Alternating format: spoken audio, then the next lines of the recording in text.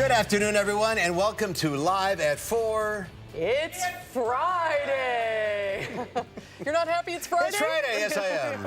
I am happy it's Friday. It's been a long week, yes. But we have a good show today. Michael Bruno obviously is here. You can hear him in the background. There they are. Wave. Good. Lola's Lowdown. And we'll go live to Milwaukee for a preview of the Brewers-Dodgers game. Very exciting. Very exciting indeed. But first, here's what's making news. The sheriff in Adams County places his opponent in next month's election, one of his own investigators, on administrative leave. Madeline O'Neill explains this strange twist of events. 6 people are alive this afternoon after escaping from a burning home in Beloit. We'll tell you how a bystander played a big role in their rescue. And as I just mentioned, it's almost time to play ball in Milwaukee. It's the Brewers versus the Dodgers in the National League Championship Series. We'll go live to Melissa Kim for a preview. Let's take a look outside today. A little cloudy to start the weekend, but not too bad. And the trees are starting to lose their leaves, at least some of them are already. The weather words, I forgot to put the weather words in. It's a freeze again, perhaps. Chris Freeze is in the backyard with the weather words. That's right. Freeze again. That's kind of what we're going to be dealing with. Yesterday, those clouds kind of helped keep us warm under a blanket, but those clouds are starting to thin out. In fact, I can look in the sky and see some blue sky out there. So there's the Capitol right now. You see some of that sunshine. Today's high was 41 degrees. It's 20 degrees cooler than where we should be for this time of the year. That high also occurred right now since we finally have some sunshine to help warm us up. Those clouds have kept us really cool all day. I do have to point this one out. This one's pretty interesting. So Fargo, North Dakota, they are warmer than we are right now. They had a high of 44 after starting out at 18 degrees this morning, and that's what sunshine will do. Sunshine has really allowed them to warm up, even though they had a snowpack on the ground. Parts of that area got 19 inches of snow yesterday, but it's much warmer there now. But here's that cloud cover starting to move on out of the area. That's going to set the stage for a pretty chilly night around here. Here's a live look in Platteville. You see more of that blue sky, and here we are at the station. Those clouds continue to break up as we go through the rest of the afternoon. The temperature, like I mentioned, 41, but the dew point is 28. That's a nice indicator of where our overnight lows will begin to drop. In fact, we do have a lot of freeze warnings for our area and to the east, and frost advisories as you work your way up towards the Mississippi River Valley. So it is an alert day, particularly for tonight, with the widespread frost being likely, along with the hard freeze being possible. It's Friday. Let's go ahead and show you guys how traffic is shaping up as you all begin to head home. It's moving, but the volume, of course, is increasing. We are starting to see more of those slowdowns on the western or eastbound belt line, rather, in Dane County and the city of Madison right now. So prepare to take it just a little bit easy as you head home. Some slowdowns showing up downtown as well, guys.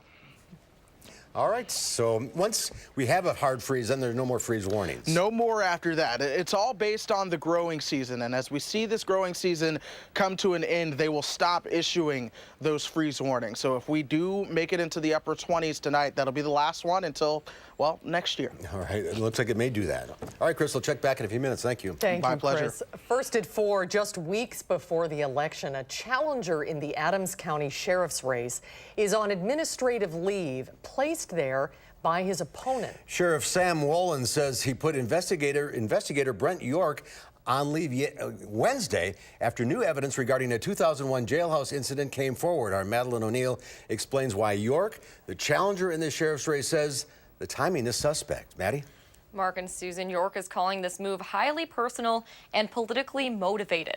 Sheriff Wolin says a new notice about an old case led to his decision. This all has to do with a 2001 case that happened in the Adams County Jail where York was a witness to another deputy beating an inmate. This week, the Adams County DA, Tanya Bonnet, issued a Brady notice, essentially a note saying York's testimony isn't reliable because of sworn testimony from 2004, she says, just came to light last month, where York contradicted himself.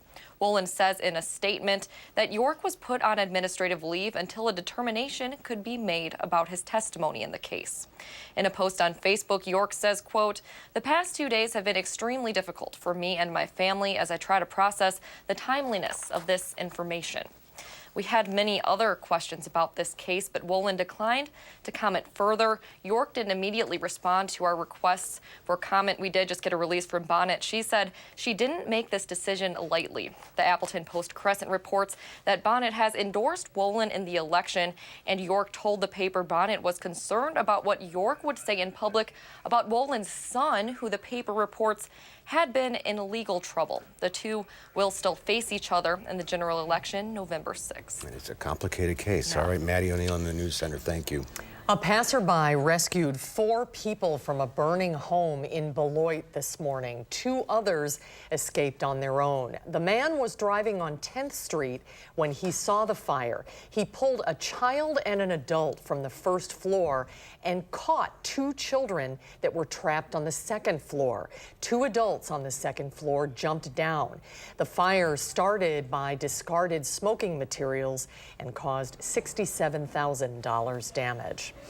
It's been nearly 2 months since this summer's historic flooding that devastated many businesses in the area, particularly those in Middleton. While many are almost entirely back to normal, others have said this has been an emotional process to get back to the way they were before. Jamie Perez spoke with the operator of a private school who still won't be able to open for another several weeks after dealing with hundreds of thousands of dollars in damage. Jamie. Yeah, and that hundreds of thousands of dollars is quite extensive. The Primrose School of Middleton got about 6 to 8 inches of water damage in every single classroom. The owner says it's about $600,000 to $700,000 in damages altogether. Now, they serve about 115 students who have all had to continue school at the Black Hawk Church while they work to restore things back to normal. This school has only been around for 2 years, so everything inside was fairly new and in good condition. Now, while they've been able to continue serving the students and their families at a different location, they're excited to say they're planning on reopening their building on the 29th of this month. We are so excited to get back into the school. I said it's an emotional thing, knowing and seeing within the building, like knowing what I knew what it looked like that morning and what kind of trouble we were in at that point, and seeing the community rally around us it's really inspiring to me. Mark also said when they do open on the 29th, they won't have doors to any of the classrooms just yet. Those are on back order, so they're planning on installing those as soon as they come in. They're just happy they get to come home in the meantime. Now, this business is not the only one in Middleton that had to find a way to serve its students after significant flood damages. Coming up tonight at 6, we'll show you the inside of Silver Lining Taekwondo, who had more than $100,000 of damages to recover from. You do not want to miss their progress coming up tonight on News 3. Boy, it's amazing the devastation from that flooding. Yeah, just 2 months of Long time. way It's back. crazy. Yeah. Okay, we'll see you at 6. Thanks, Jamie. Hurricane Michael is now blamed for at least 13 deaths, and it's feared that number will rise. Search and rescue crews are going door to door in Mexico Beach, Florida, looking for survivors. The Category 4 hurricane caused so much devastation, the once sleepy tourist town is practically unrecognizable. Many residents rode out the storm despite mandatory evacuation orders. When the water started coming up, I was more scared there than any time I've ever been scared in my life. I could cry to think about it because I didn't know it was going to stop. And you know, and I'm thinking, what'll happen if it gets over our head? Michael is now moving out to sea. Forecasters say the storm is actually gaining strength again, but poses no new threat to land. An American pastor who has been living in Turkey for 2 decades was released from house arrest and is now on his way home. Pastor Andrew Brunson was released after a Turkish court ruled he had served enough time. Brunson had been convicted of helping terrorists following a failed coup attempt in 2016. Brunson has denied all the charges, and the U.S. says it has not seen any credible evidence to back up the claims. It's part of his testimony. It's part of what he's been through, and it's horrible that that's going to be used against him, and all these false accusations, all these charges. But he forgave those who accused him in court publicly. The Trump administration has been pushing for Brunson's release since he was captured. Senator Bob Corker, who has been a frequent critic of President Trump, issued a statement praising the president and added, going forward, we should use this as an opportunity to address our real differences with Turkey. A high-ranking American Catholic leader has stepped down in the scandal over sexual abuse by priests. Cardinal Donald Wuerl's 50-year career in the Catholic Church came to an end today with a letter from Pope Francis. In it, the Pope accepted Wuerl's resignation, but said there were sufficient elements for Wuerl to have resisted stepping down, saying there's a difference between covering up crimes and simply making a mistake. Paul Dorsch says he met with Wuerl in 1997 to report abuse he suffered when he was just 13 years old. He was very, very standoffish. I had a letter that I wanted him to read. He would not read it. He would not open it. He would not touch it. In a letter to his parishioners, Wuerl apologized for his failures and asked for forgiveness from victims. The prosecutor who released the Pennsylvania grand jury report says it is unacceptable that Wuerl is retiring with no apparent consequences. Fall is here and the holiday season is about to ramp up. To celebrate, the U.S. Postal Service is releasing a brand new stamp design. The new Sparkling Holidays commemorative forever stamps feature classic images of Santa, just in time to stick them to this year's holiday cards. Wow, we're talking about holiday cards. I love those stamps. I do too. They're great. I do too.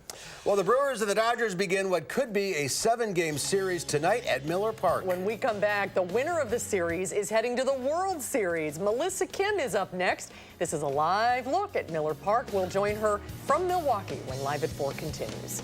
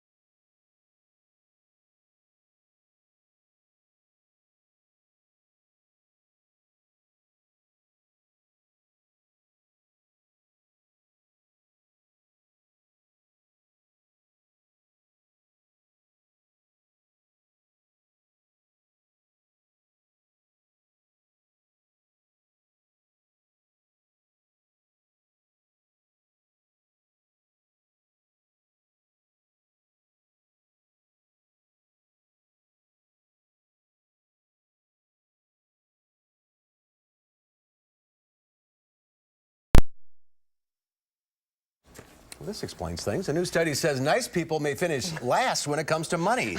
Research published by the American Psychological Association found people with agreeable personalities tend to be associated with indicators of financial hardship. That includes lower credit scores, lower savings, and higher debt. Scientists say agreeable people care less about money. Researchers collected all of that data. It's interesting. It is interesting. Can you lend me a buck? Sure. All right, thanks. Stocks rebounded on Wall Street, recovering somewhat from a two-day massive sell-off. The Dow Industrials gained 287 points, ending the week at 25,339. The NASDAQ Composite Index added 167. The S&P 500 was up 38. Well, the first pitch of the first game of the National League Championship Series less than 3 hours away. The Milwaukee Brewers will be taking on the Los Angeles Dodgers at Miller Park. And that is where we find our Melissa Kim in chilly Milwaukee. Hi, Melissa. Yes, chilly indeed. I have been told by our photographer Lance here that I'm being a baby. It is a little cold out here, but that didn't stop all these people from waiting to get into the parking lot actually earlier today to start tailgating. You can already smell the charcoal out here and all that. So obviously it's going to be a wonderful atmosphere here, I am sure. Now, the team just announced the roster for this game earlier today, and lefty reliever Xavier Cedeno, he has been added to the roster. Keon Broxton is out, and Craig Counsell actually just spoke to the media. He told reporters that he really expects this to be a grinding out kind of series. You know, he expects it to go to 7 games, so if they have to sacrifice Keon Broxton, they're going to do that to add another pitcher into their rotation. And it's been a long time since the Brewers have found themselves in this position. Yeah, for sure. The last time they were here was in the NLCS was in 2011. So it's been a good number of years. I think people are definitely itching to see some good playoff baseball. And hey, when the weather is cold out and you can see playoff baseball, I think it's a good thing. Now, they did lose in the NLCS in 2011 to the Cardinals, and I think that there are a lot of fans here, the team also too, that wants to perhaps see a trip to the World Series. We're not going to get too ahead of ourselves here, of course. Yes. Gio Gonzalez will be on the mound tonight, by the way, which was a surprise to a lot of people, I think. He has not faced the Dodgers at all this season, but he is 3-0, does have a 2.13 ERA, and he hasn't actually pitched since September 30th. So he's had a lot of time to relax, to really nurse that arm, to really, just be in good game time shape for today. Now, on the other hand, the Dodgers, they're starting Clayton Kershaw, who has had plenty of playoff experience. He is 9-5 this season with 2.73 ERA. He also has not pitched since Game 2 of the NLDS against the Braves, guys. Tough opponent the Dodgers are going to be. I understand the Brewers are underdogs in this one. Is that right? They are, just I think because the Dodgers, they were the runner-ups in the World Series last year. They do have that playoff experience. They have a lot of guys on this roster with that playoff experience. But interestingly enough, 3 of their big hitters are actually starting on the bench today. Jock Peterson, Max Muncy, and Yasiel Puig. You will not see them in the starting lineup today, guys. And the roof is closed. You should be nice and warm inside. Yeah. Yes. Fingers crossed. I'm going to need to find some gloves for tomorrow, for sure. All right, Melissa, thanks very much. We'll Thanks, Melissa. Have fun. See you at 5 and 6. And the game, by the way, is on FS1. When we come back, it's another royal wedding day at Windsor Castle. 5 months after Princess Harry and Meghan Markle wowed the world. Who got married today? We'll find out after Chris's weather forecast. Hupy.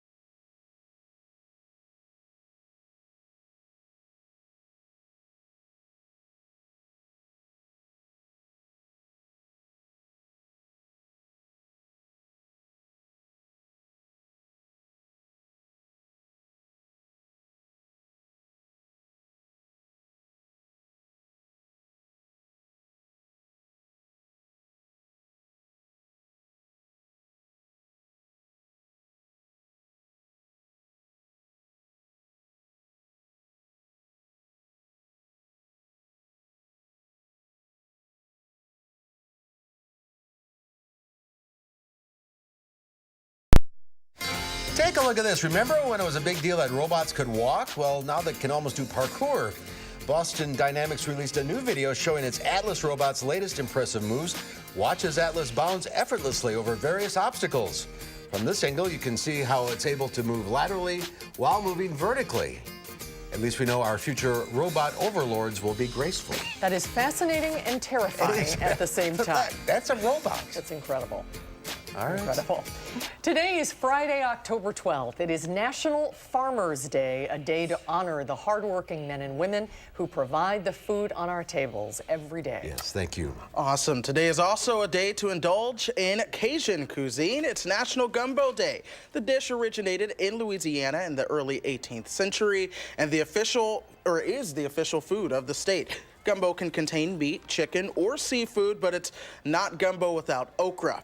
In fact, gumbo is West African for okra. That's my least favorite part of it is the okra, but Really? it's not officially a gumbo without the okra. That is true. I don't know what it is. My mom made it all the time growing up. I love it. Good night for it tonight. You're from that neighborhood, that neck of the woods? Yes, I am. It's fantastic. All right, and this is no yolk. It's World Egg Day. Eggs are cracked up what they're supposed to be. Healthy food. 2. High nutrition, low in fat. This is egg-citing. 3. Don't have egg on your face by 4. missing this day. What came first, the chicken or the egg? 5. In this case, it's egg salad came first. I love eggs. Well done, Mark. Thank you. Nice. I'm gonna have a little. Let's see if I can throw that many puns in the weather report. All right. Well, it's chilly. No, You made there's chili. no way we'll be able to avoid that. There you go. There's a little hint. All right. We threw something in the forecast. We're not too sold on any snow chances, but I'm talking about a little bit of that S word coming up when we come back.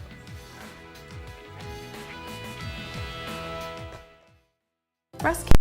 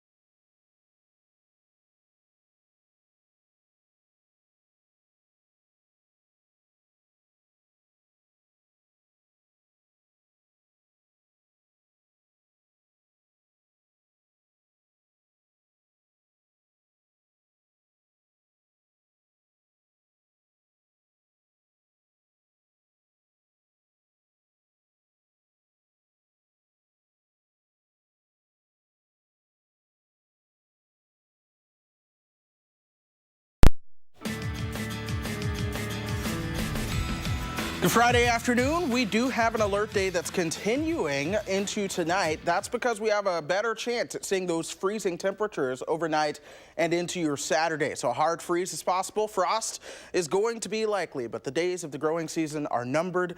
Tonight could be it. I do want to start with low temperatures this morning. We didn't quite make it down to freezing. We started out at 35 this morning. If you thought that was cold, it could be worse. Fargo, North Dakota started out at 18 degrees, but temperatures now are mainly in the 40s for a lot of us. 41 in Madison, 43 for our friends down in Janesville. You go up towards Rylander, it is still a little bit cooler. The northern part of the state is where temperatures are still finding themselves in the 30s as of now. It's where the cloud cover is lingering, but check out the clearing coming into the picture. That is the key to getting temperatures to really bottom out as we go into the overnight hours. So 41 degrees right now, mostly cloudy. Winds coming out of the west and northwest at about 9 miles per hour. But the dew point of 28, that's a good indicator of just how low our temperatures have the potential to drop to as we go through the rest of the overnight hours there. Wind chills with the winds feeling like 35 right now. It feels like 30 in Wautoma. And again, we are talking about wind chills already for this time of the year. And here's Doppler track. It had some snow on it earlier today. We call that Virga, though. It evaporated before it had the chance to really make it to the ground. But as you've gone down to central and northern Illinois, south and west of Chicago, our friends there did see some of that snow making it to the ground. It came down heavy at times as well, but thankfully it's too warm for any of that to stick. We're not too worried about that as of now. But this whole system that's going to continue to skirt by to our south with high pressure really kind of crushing that south and east of us. We'll get a little bit warmer tomorrow with a warm front coming through.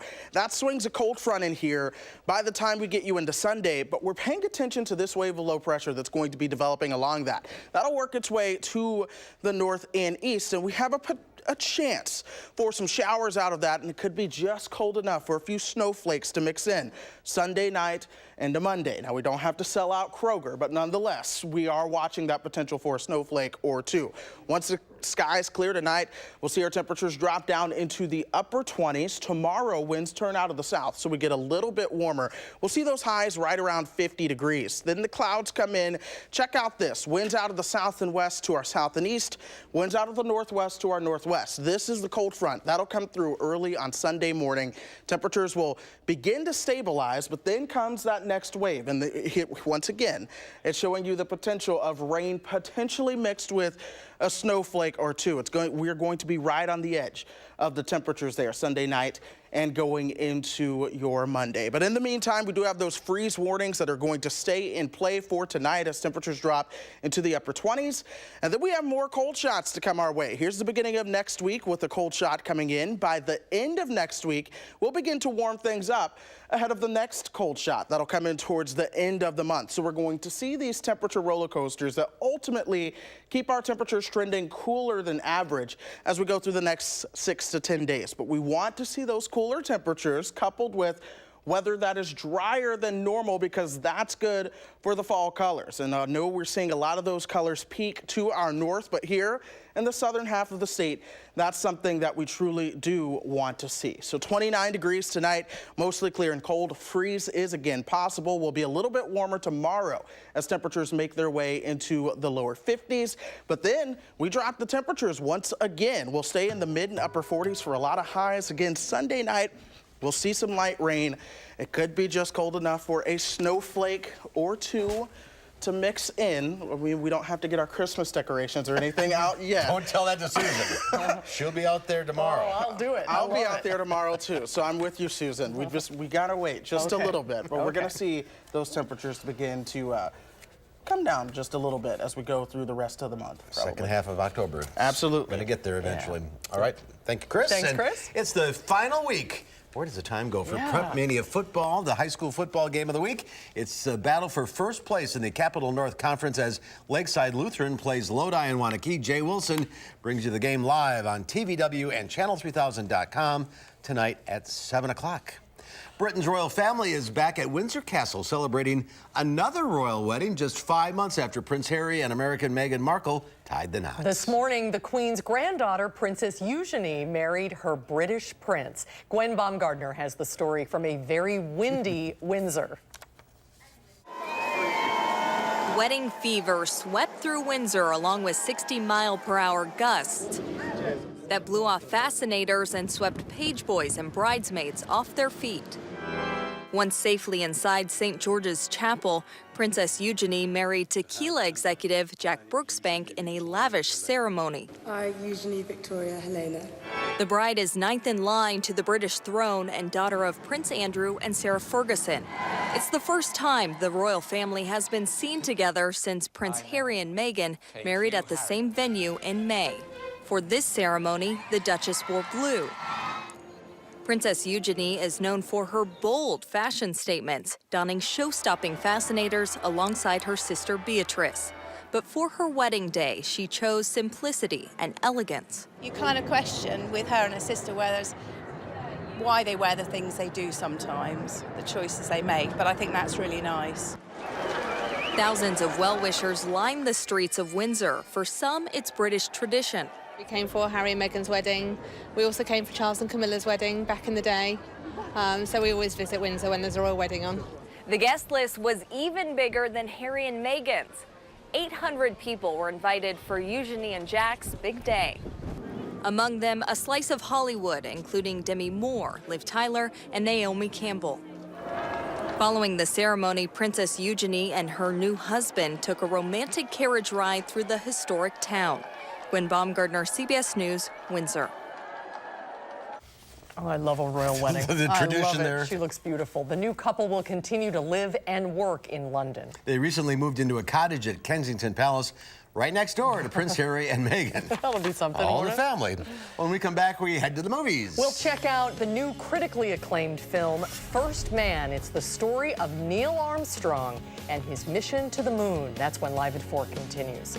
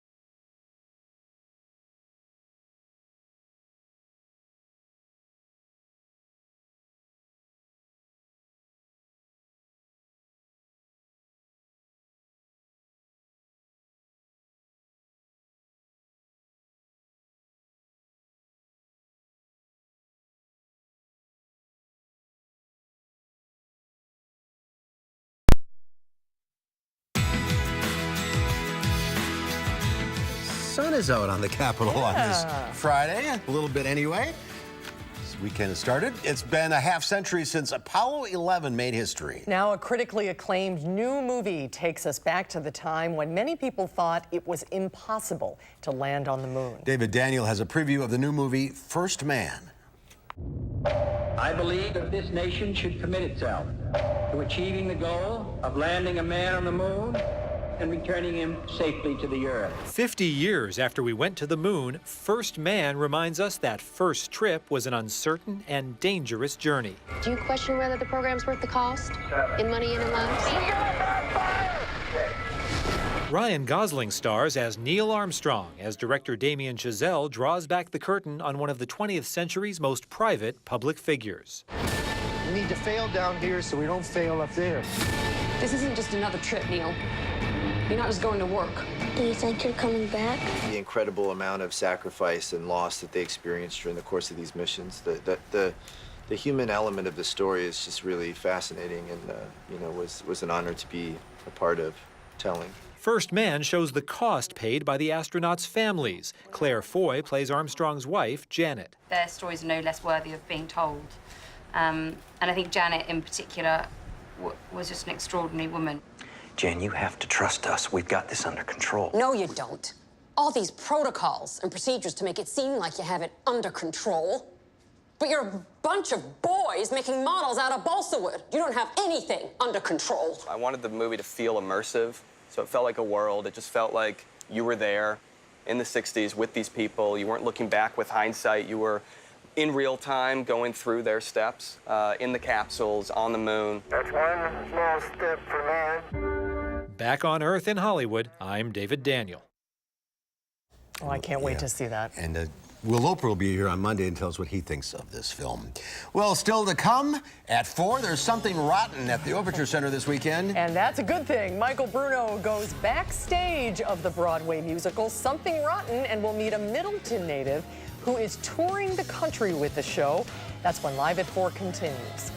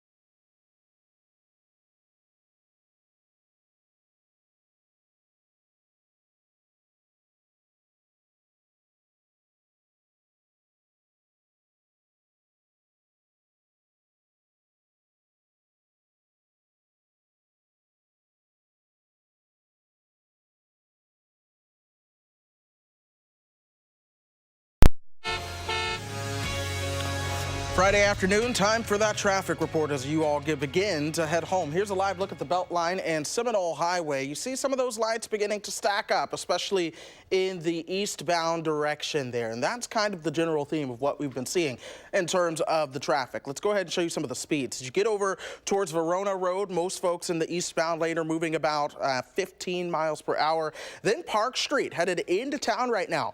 That's only moving 9 miles per hour just north of the Beltline. But once you start to pass John Nolan, that begins to improve to about 30 miles per hour. Downtown, closer to the Isthmus, we're seeing a lot of brake lights right on John Nolan as you begin to pass Olin Avenue, then on Regent Street, westbound, and then Monroe Street. You're seeing more of those traffic backups as well, but that's normal for those roads at this time of day. The rest of Dane County along the interstates does continue to look well, so that is good news.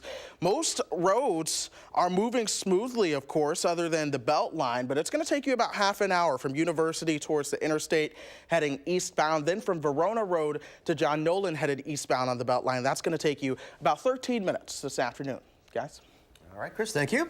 The Tony Award-winning musical Something Rotten opened on Broadway in 2015. Now the national tour has hit the stage at the Overture Center, and among the cast is a Middleton native. Our Michael Bruno goes backstage and sits down with Brian Cowing. Welcome to the Renaissance. Not the one in Italy or in France, but the one in England, the one where William Shakespeare is cream of the crop, the one where William Shakespeare is the top. Welcome to the Renaissance. So I'm backstage with Brian. Welcome home. Thank you. And you are so wonderful in the ensemble of Something Rotten. So tell us a bit about the plot of the show. Yeah. So Something Rotten takes place in 1595. We're in the Elizabethan era. And our first number is Welcome to the Renaissance. And we give you the rundown of everything that's going on in the Renaissance. Everything is new. Welcome to the Renaissance. And then we meet Nick and Nigel Bottom, who are the heads of a theater troupe. And their biggest competition is William Shakespeare. And in our show, Shakespeare is played as a pop icon that we're all infatuated with and love and just adore.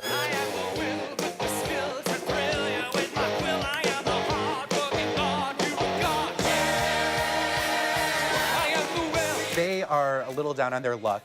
They're running out of money, so Nick gets the idea to go to a soothsayer in a dark alley and find out what the next big thing in theater is going to be. And the soothsayer, Nostradamus, tells him that the next big thing in theater is musicals. We'll do a musical. No kidding. A musical. What could be more amazing than a musical? With song and dance and sweet romance. And with a musical we might have half a chance. And from there, hilarity ensues with a mashup of musical theater and Shakespeare references, and it's a great time. And for some unexplainable reason, the crowd goes wild every time. The dancers kick in unison in one big wonderful line. And then you got yourself a musical. And one of the most wonderful things about the show is that there's all these inside jokes about all these musicals and about Shakespeare's plays and how he steals from all the other authors of his time. A quintessential musical comedy, for sure. And the great thing about this show is if you are a musical theater lover or a Shakespeare lover, you will love it. But if you're not, it's still such a spectacle. It keeps moving, it doesn't stop. So you'll never be bored. And if you do like musical theater, you'll get all those references and just have a great time. Welcome to the Renaissance. Everything is new. Because Renaissance means rebirth. It is a spectacle. Funny, wonderful, wonderful musical. How original, too. And incredibly original, because it's every musical you've seen, they put it in the show. So you just, all the references from everything is in there. It's really, really clever. And this show itself is relatively new, right? Oh, yeah, it just came on Broadway in 2015. So it's a very, very new production. You have to be up on Shakespeare, though, to get the jokes. Well, not really, because the funny thing is, obviously, it takes place in Shakespeare's time, but everything is upgraded. So it's a very contemporary style of music, because he's like a rock star. So it's kind of like Freddie Mercury. So all the things that are happening, they're doing the rap numbers and numbers that he would see contemporary, even though they're in the 1500s. So you either know some of the Shakespeare numbers, and if you really know Shakespeare, you'll get the double level. Even if, like, you know Broadway musicals, you'll get all the little inferences in there. Because, you know, who in Shakespeare's time actually broke into tap dancing and did song and dance during Romeo and Juliet. And what a break for Brian. Oh, wonderful break for Brian. This is his second road company. He was in a touring production of Annie earlier, so this is his second national tour. Oh, that's great. And Good he's for him. wonderful. He's so great. Tap dancing and singing and dancing. And he's an understudy, too, for a couple Yes, he is. Yes, he's an understudy. For Nostradamus and one of the other characters, yes. We could all use a good laugh. Absolutely. It really is a wonderful, wonderful time at the theater. At Overture through Sunday. And next week? Next week, it'll be Little Shop of Horrors for Verona Area Community Theater. Oh, very good. Funny, too. Yeah, very funny there. All right, have a good weekend. Thanks, Michael. We'll be right back with a final check of your forecast.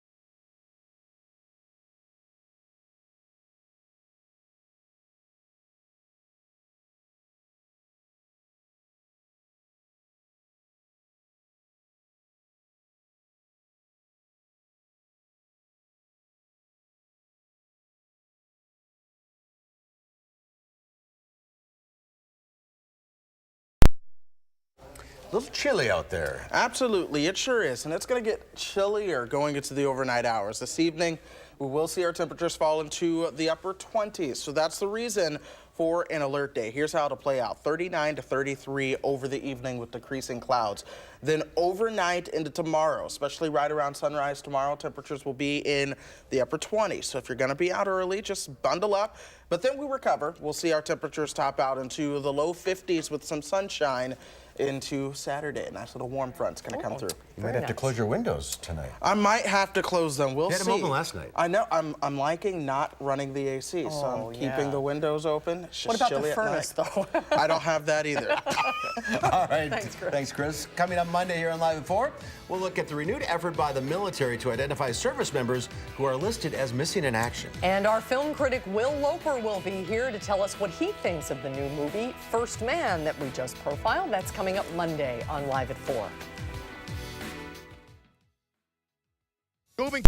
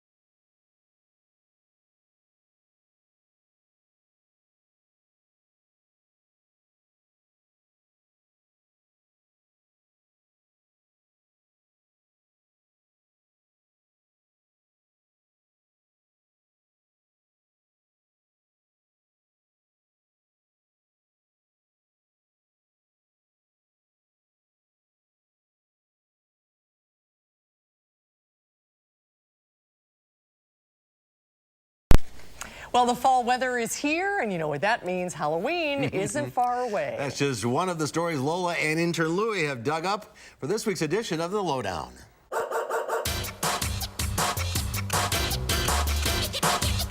This week on The Lowdown, it's Pandemanium. Some elusive masked marauders. And riding with the herd. But first, Halloween arrived early at the Detroit Zoo, where residents are enjoying some frightfully good fare.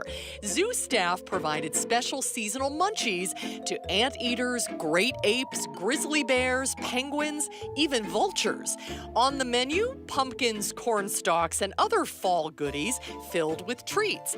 It's all part of the zoo's annual Smashing Pumpkins event, which appears to be a smashing success.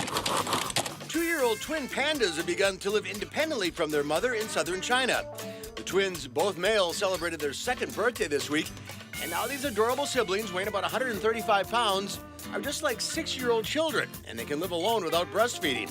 In August, they stopped drinking milk and now mainly eat bamboo, carrots, and coarse bread, just like the adults. Now, the twins spend most of their time eating, playing, and just resting in trees. In other words, they're just being pandas. 2 elephant calves, one a week-old unnamed female and the other a 9-week-old male named Zuli, are finding their place among the rest of the herd at the San Diego Zoo. The baby girl is still nursing, so she stays close to mom. But Zuli, who now tips the scales at 410 pounds, is finding his elephant legs. The 2 calves have met, but don't interact much at this stage, and they have plenty of aunties who help the moms out with parental parental duties. The safari park is now home to 14 elephants, 4 adults, and 10 youngsters. Calling all cars. Police in Bedford, Texas had their hands full, spending several hours trying to net some speedy raccoons that got inside the police station. The four-legged masked bandits fell through the ceiling, and failed attempts to apprehend them were, of course, all caught on surveillance cameras. It took police a couple of hours to net both raccoons. And finally, a mostly blind and deaf pug named Pug.